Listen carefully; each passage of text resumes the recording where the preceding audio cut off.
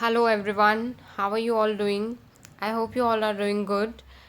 In today's video, we are going to start with another topic of periodic classification of elements, and that topic is Mendeleev's periodic table.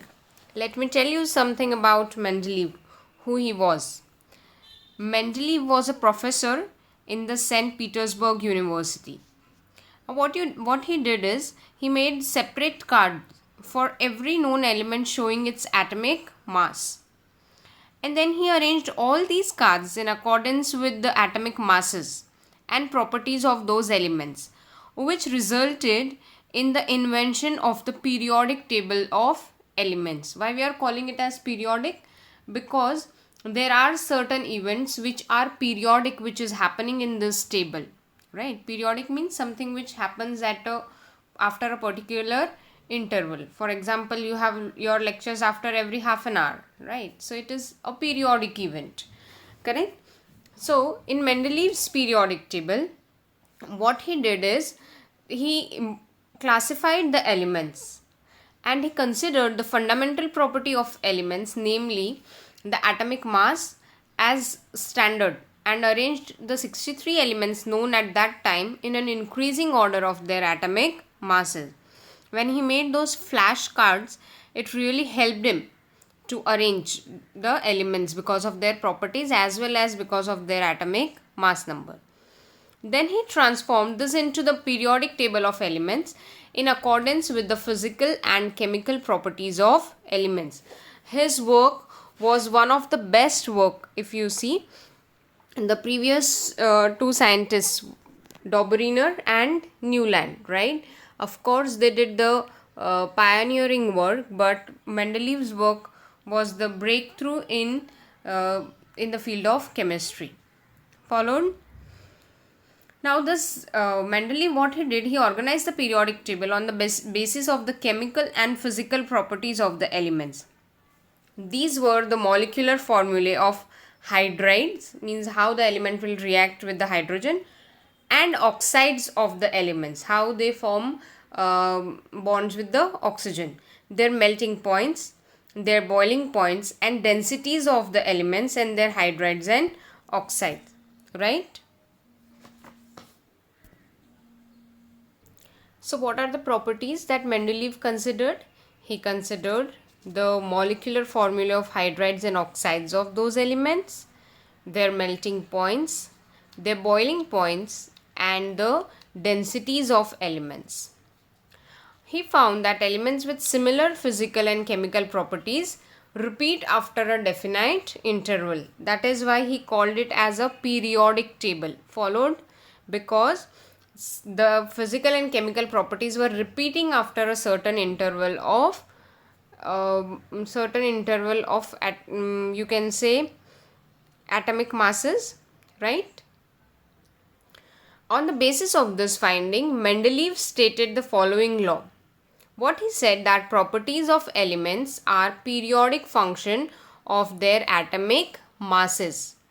What he said, properties of elements are periodic function of their atomic masses, means on the basis of their atomic masses, their properties are determined, and after every interval, these properties will repeat, right, leading to the formation of a table.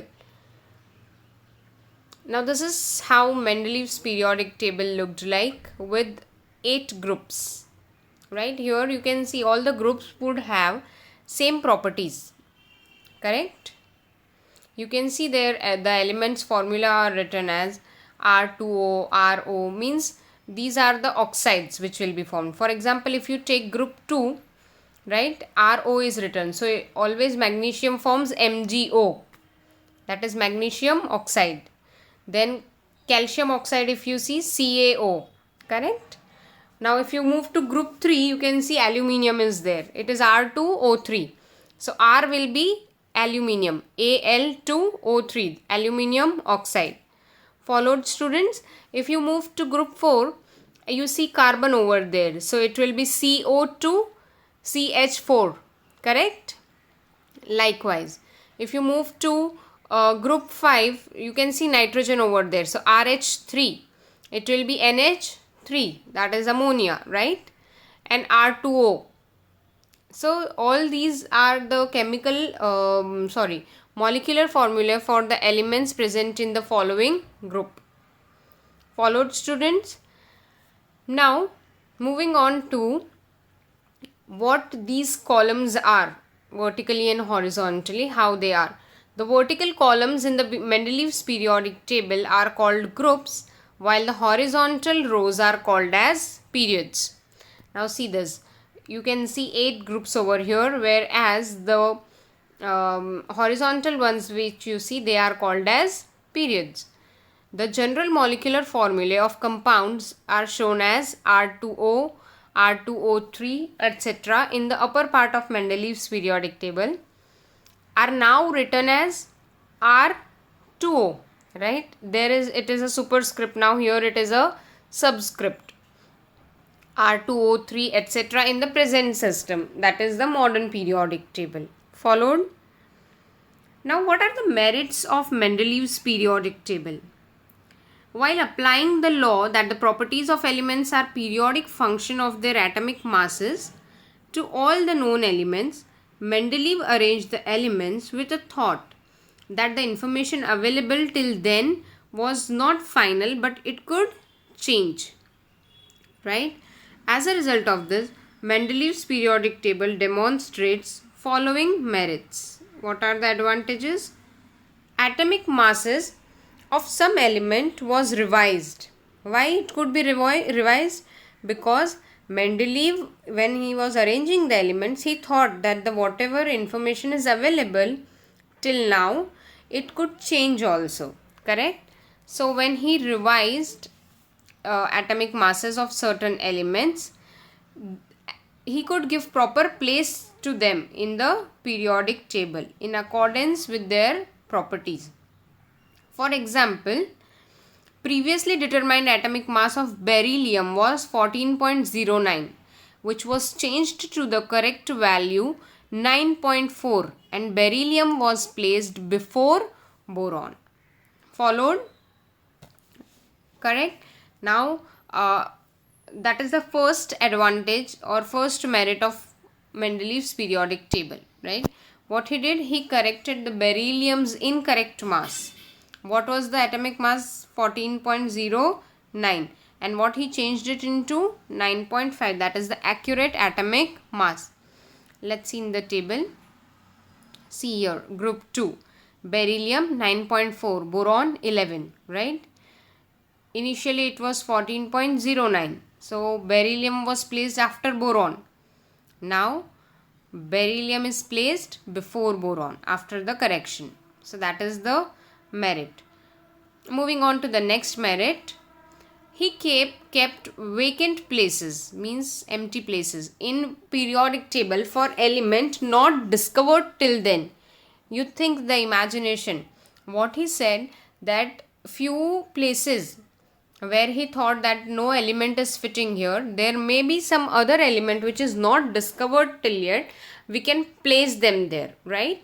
So 3 of the unknown elements were given the names Eka boron, Eka aluminium, Eka silicon from the known neighbors, and their atomic masses were indicated as 44, 68 and 72 respectively.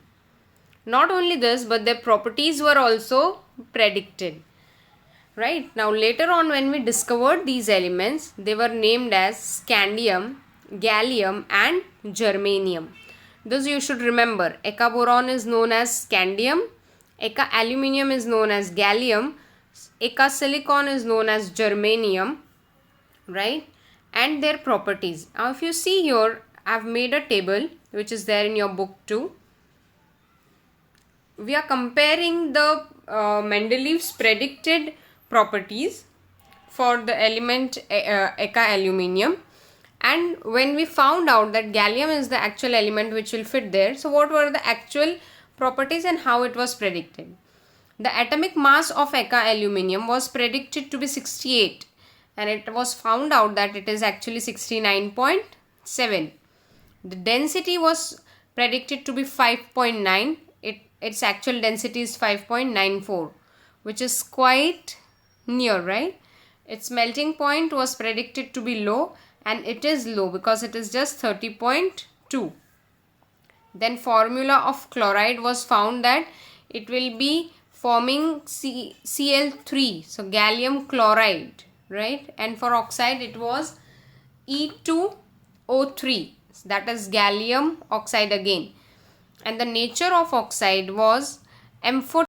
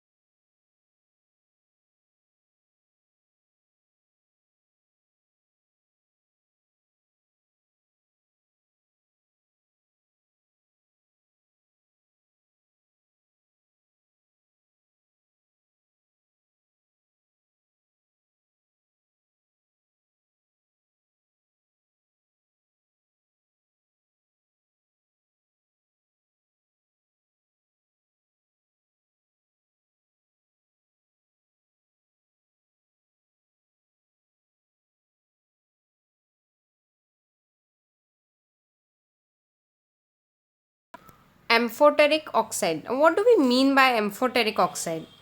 In chemistry, an amphoteric compound is a molecule or ion that can react both as an acid and as a base. Many metals form amphoteric oxides, right?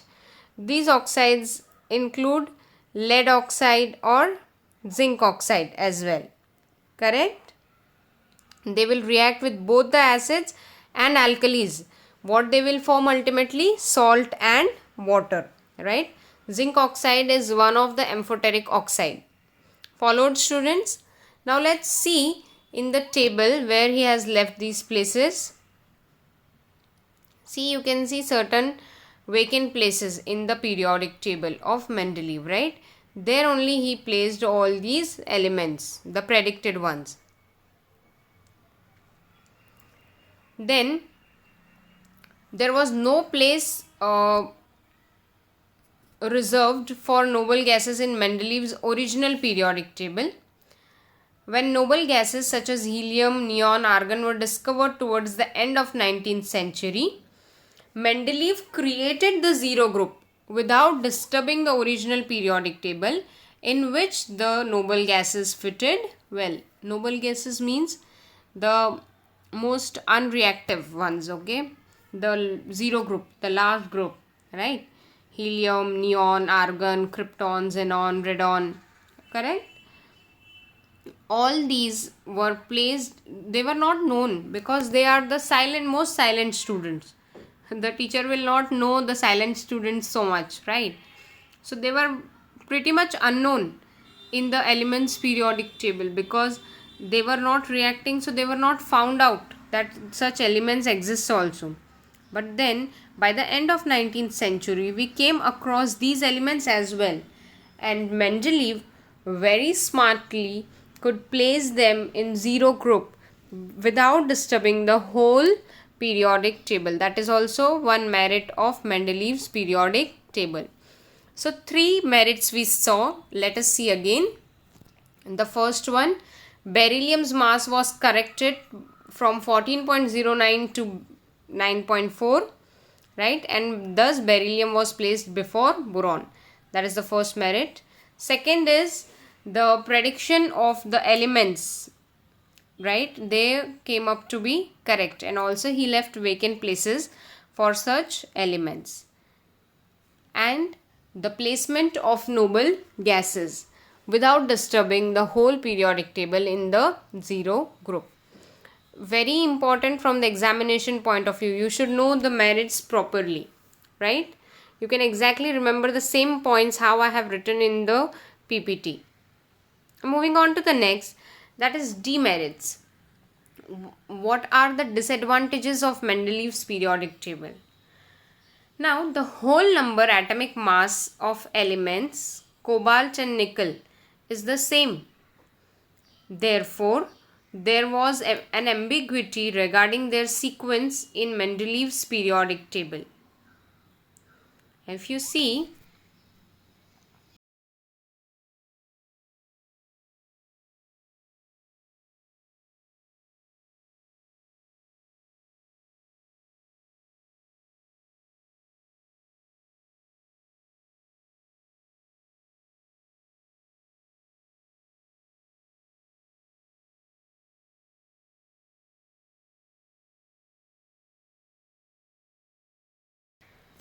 see, nickel's mass is 58.69, right?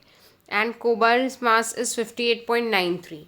Now, in the Mendeleev's periodic table, when he was taking the whole number atomic masses, both of them should be placed together because both of them will be 58, which was not the case. So, the first thing, that the whole number atomic mass concept was completely wrong. Isotopes means elements having same atomic number but different atomic masses were discovered long time after Mendeleev put forth the periodic table. Correct. Now if you consider hydrogen's atomic number is 1, but it can have 3 different atomic masses, 1, 2 and 3. So in that case, the first 3 elements should be hydrogen, deuterium and tritium, which was not the case.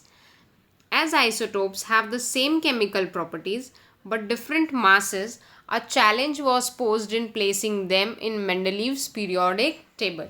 Here the biggest drawback was that the periodic table was arranged according to their atomic masses, right? So when you are arranging the table according to the atomic masses, the first 3 elements should be hydrogen, deuterium and tritium, and also the other elements isotopes should be placed, which was not the case, right? So that is the second demerit. Next, when elements are arranged in an increasing order of their atomic masses, the rise in atomic mass does not appear to be uniform. It was not that from hydrogen to helium there was a jump of only 1 unit of atomic mass or 2 units of atomic mass. Every time the rise in the atomic mass is changed. Correct. For example, there is an element A. A is 1, B is 2 and C is 3. So that the rise is uniform. But if element A is 1, B is 3 and C is 6, so the rise is not uniform. Followed? It was not possible, therefore, to predict how many elements could be discovered between two heavy elements. Followed? So we did not know which element would fit in between because the rise was not constant or not uniform. So what are the 3 demerits of Mendeleev's periodic table? The first one, the whole number masses, right? For example, cobalt and nickel, they both will have same whole number atomic mass, right? But actually it is not the same. It is different. Then secondly, there was no place for isotopes. What are isotopes? They are the elements with same atomic number and different atomic mass number. Please get that very much into your head. Isotopes and isobars, you should know this, right? Isobars are elements with same atomic mass but different atomic number, okay? Whereas isotopes are same atomic number but different atomic mass. The third one is when the atomic mass number rise was not uniform. So it became very difficult to determine where the elements should be placed or whether we are following the correct order or not, right? Then position of hydrogen. Hydrogen shows similarity with halogens, right? Because it can gain electron and it can lose also electron, right? Now halogens is group 7. What are halogens? Chlorine, fluorine, bromine, iodine, astatine, right? All those. All of them can gain electrons. For example, the molecular formula of hydrogen is H2, while the molecular formulae of fluorine and chlorine are F2 and Cl2 respectively. So again shows similarity with halogens. In the same way, there is a similarity in the chemical properties of hydrogen and alkali metals. Group 1. There is a similarity in the molecular formula of the compounds of hydrogen alkali metals. Sodium, it can lose electron. Potassium, it can lose electron, right? Also, the compounds which hydrogen forms with these elements like chlorine and oxygen, they are also similar in the way how alkali metals react to these elements. For example, it will form NaCl. Hydrogen can also form HCl, right? So that way, it possesses similarity with the halogens as well as with the alkali metals. So where to place the hydrogen?